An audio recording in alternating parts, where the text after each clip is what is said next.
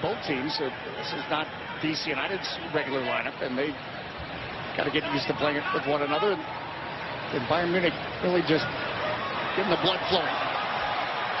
Gnabry. Capello coming through.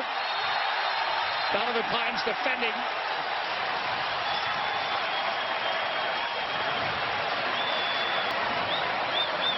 You see Capello. And you can see Donovan Pines is trying to come over and cover, and it's the lunge right there with his right foot, and he doesn't touch the ball. Instead, there's a penalty in the opening 4th minute, with the newcomer stepping up to take it. Sadio Mane. Welcome, Sadio Mane. The approach, the strike, and the goal. Sadio Mane has scored his first goal in a Bayern on top.